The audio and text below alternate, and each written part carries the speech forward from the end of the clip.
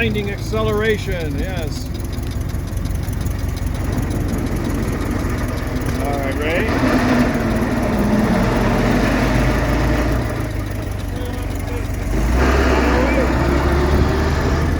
Well, welcome, gentlemen. I'm Jerry. I'll be your driver for a little while here. You guys are in a 1925 Ford Model T touring car. Please do not call it a convertible. Convertibles have roll-up windows and a retractable top. This does not have any roll-up windows. As a matter of fact, there's no windows on the side whatsoever. This was the second least expensive Model T made. Body style. There was one body style that was cheaper than this. It was called a runabout.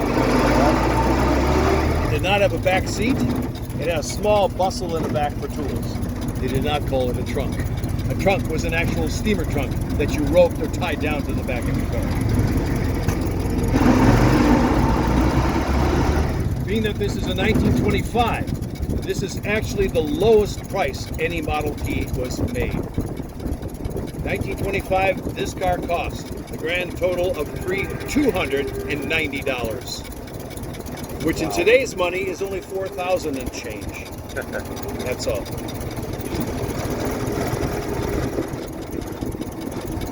Of course, the original Model Ts that Ford Motor Company came out in 1908 cost $850. Through uses of mass production, standardizing parts, moving assembly line, which he did not invent any of those. He basically perfected them. Because of the economies of scale, he was able to lower the price from $850 to $290. But then again, this car actually has more things on it than the original Model T did. This one actually came with an electric starter. So even ladies could drive these cars. Yep. But this is also the last year of this particular style of how the hood goes into the body. You'll notice it fares out at the cowl. In 1926 and 27, the last 2 years of production, they actually took the gas tank from under the front seat, put it under the cowl. They lowered the seat, raised the hood and radiator, and it had a one line all the way from the radiator all the way to the back of the car. I'll point one of those out again also.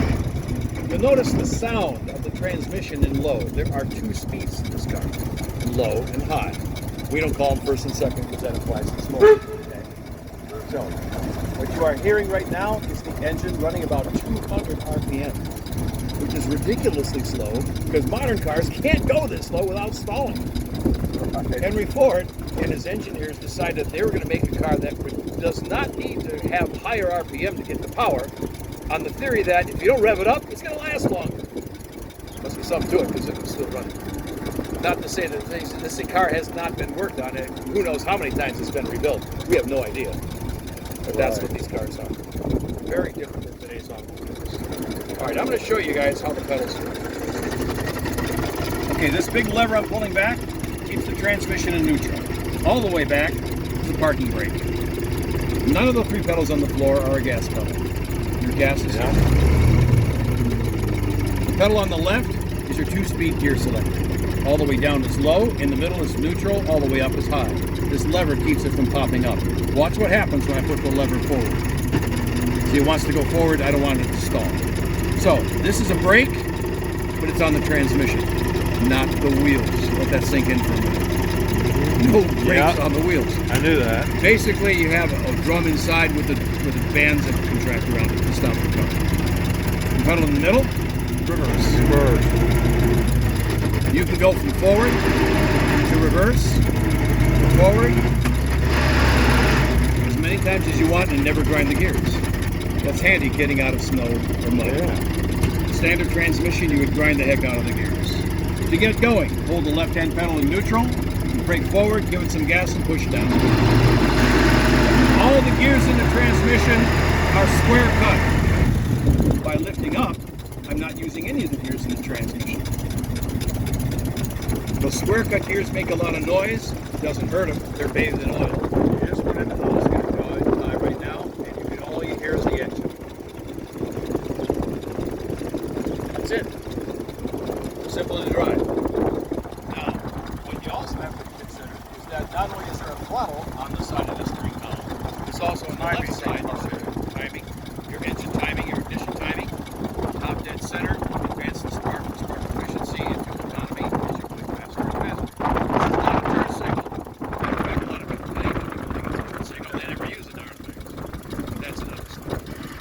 So again, we stop, getting going, push down on the pedal, give it some gas. Lift up on the gas, lift up on the pedal, now we're in high again, and just quiet it down. If there was sound deadening inside that hood compartment, you would barely hear that engine. But that would cost money. And Ford was not going to spend money you didn't need to do. That's why there's no door latches on the outside of the door. Why have a latch on the outside? We can just reach in since there's no windows and open it from the inside while you're outside. Big turn. Very quick steering. Very easy steering. Because the tires are skinny. They're thin. They don't scrub on the pavement.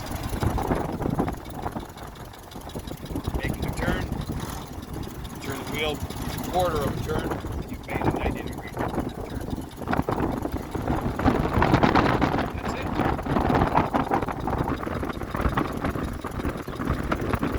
We have a couple of things on this car that did not come with it from the factory. The previous owners put it on, so we leave the things on. Primarily this light right here. This is a map reading light at night. Back before GPS, people actually consulted maps. Is that a Ford option? That was optional from the dealership. From the Or dealership. from a Sears catalog. Dealer Or from accessory. any number of companies that made parts for the Model T. There's also this particular object here, which was called a hind view auto reflector.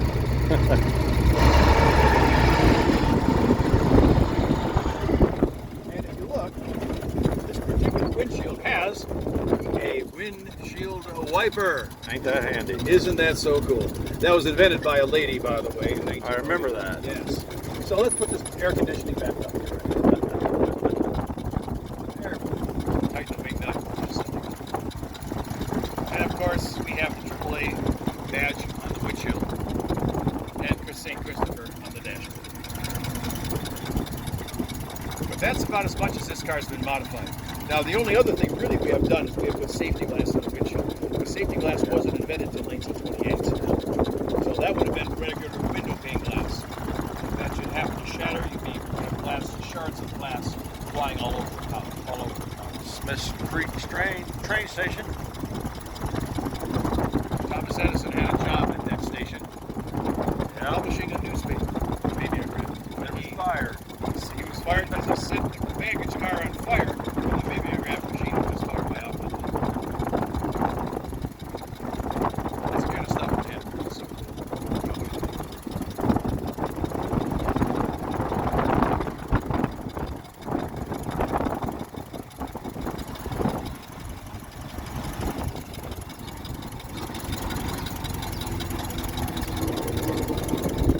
coming into the loading dock, here's a turn that you cannot make with your model cars. There's no way on earth you could do this turn.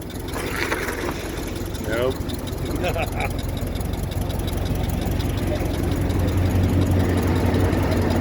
All right, gentlemen, we have arrived.